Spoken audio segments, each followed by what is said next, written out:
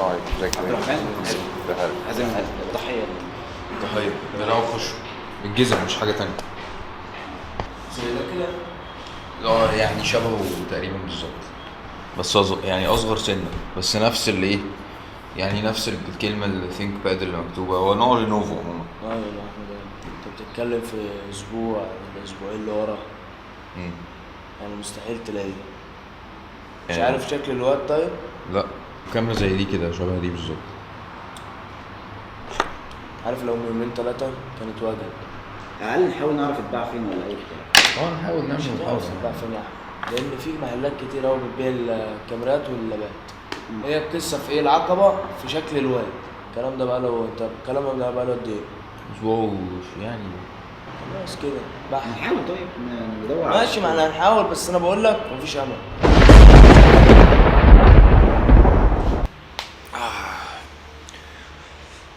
صباح الخير.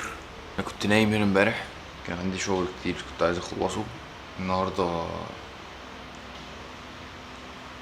هبدأ شغل دلوقتي، خلص مونتاج فيديو امبارح ان شاء الله، هجيب حاجه كلها.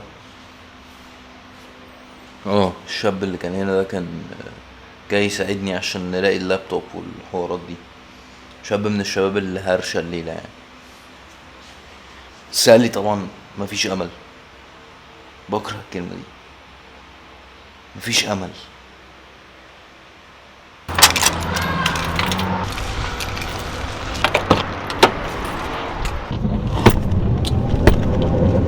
ليه الناس بتحب الفلوجرز؟ ليه الناس بتحب الفلوجينج عموما؟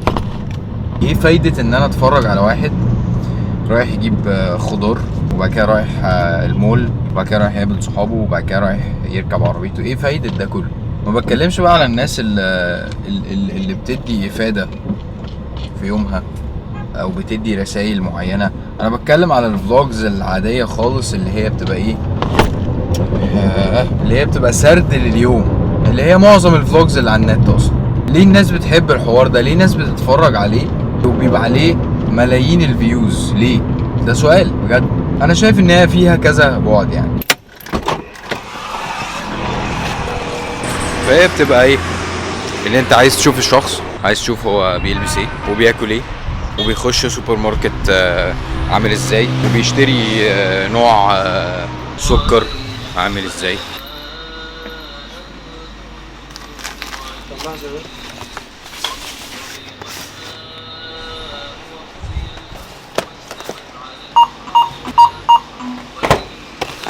لان ده بيخليك تقارن نفسك بالناس، وبيخليك تحس ان انت احسن او اقل، فتبتدي تتطلع ان انت تبقى احسن. غير ان ده كله بيديك امل ان انت لو كونت علاقة مع الفلوجر الفلاني، فكرة مثلا ان هو ايه، كان فقير واغتنى وانت دلوقتي فقير، فبتبتدي ايه تحط امل على الموضوع ده، اللي هو طب ما هو كان كده وانا ممكن ابقى كده زيه ومش عارف ايه.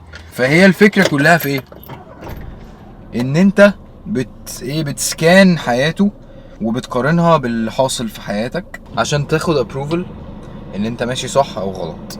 طبعا في ناس حياتها بتبقى ملهمة اساسا، وبيروحوا وبيجوا وبيسافروا وبيعملوا، فده كمان بيديك الهام، بيديك انسبيريشن. ولكن الحاجة الاساسية جدا في الفلوجز ان هي يبدو عليها ان هي حقيقية. يعني انت بتشوف الشخص وبتشوف حياته وبتشوف امه وبتشوف ابوه وبتشوف مشاكله ومش عارف ايه، فانت بتحس ان هو ما بيحورش. فاذا اي حاجة هو بيقولها او بيعملها عنده حق فيها، فالامل عندك بيزيد. يعني اي حاجة من الحاجات اللي انا قلتها دي بتتضاعف على طول، لان انت عندك ايه، ثقة في الراجل، في مصداقية معينة، في حاجة حقيقية حاصلة. والناس برضو بتحب تشوف المصايب، يعني الناس بتحب تشوف الايه، الكواليس والحوارات ومش عارف ايه. غير ان الفلوجز اصلا بيبقى فيها حتة حقيقة كده جذابة جدا، حتة واقعية، مش عارف بالظبط احط ايدي عليها، بس الناس بتحب تشوف الحوار ده. زي الباب اللي مش راضي يفتح ده.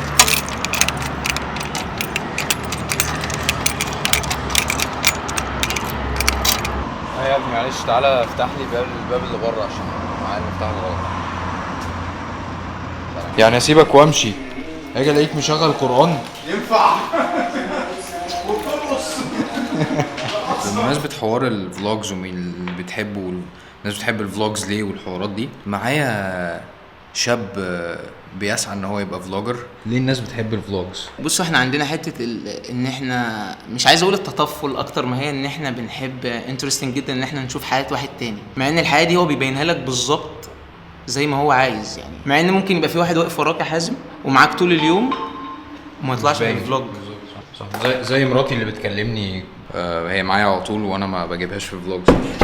ثانية عايز لازم ارد عليها عشان هو المشكله برضو في الفلوجينج ان انت اما بتصدر نفسك انت بتعرض نفسك للنقد. اي واحد قاعد في بيته ما بيبذلش اي مجهود خالص ان هو بيحكم عليك، فاهم؟ دي حاجه من ضمن الحاجات اللي بتخلي الفلوجز اتراكتيف، ان انت بتبقى انت قاضي كواحد فيور، فاهم؟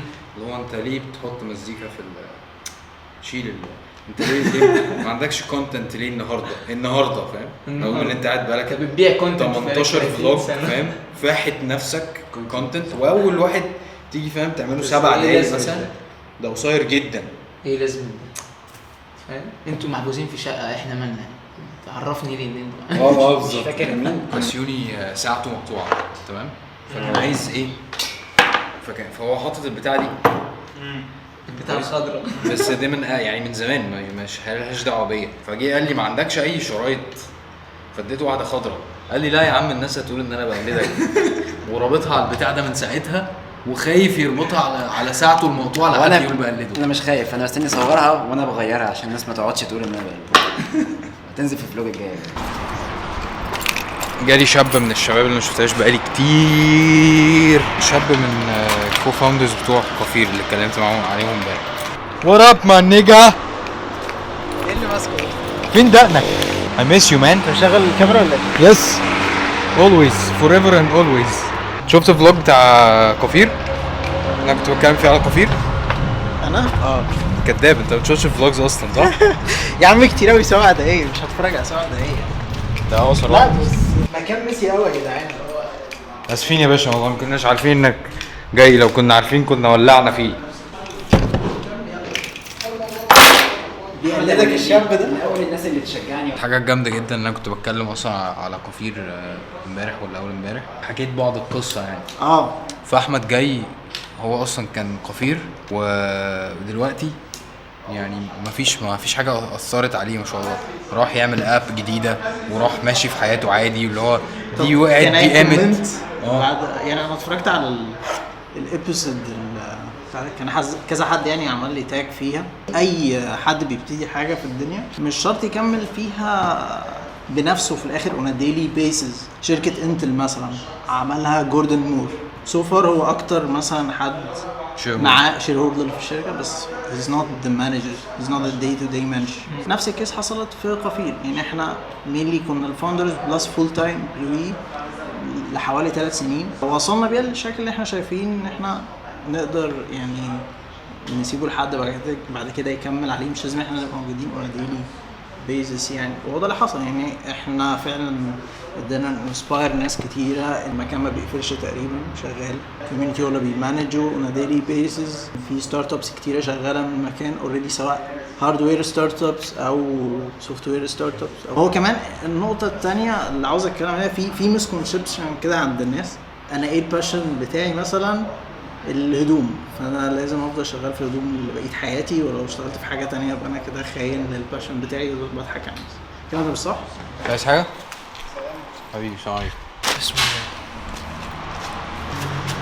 ما بتعملهاش ليه؟ ما بتتكحتش في الارض ليه؟ خلاص هعورك.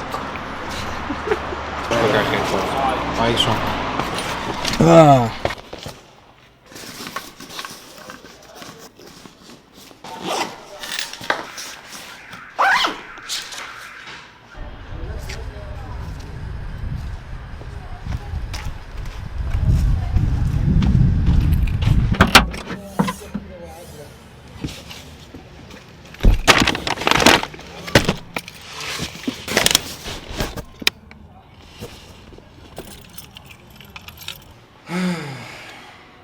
لا انا مش حامل، انا رايح الكامب اللي كنت قايل لكم عليه من كام يوم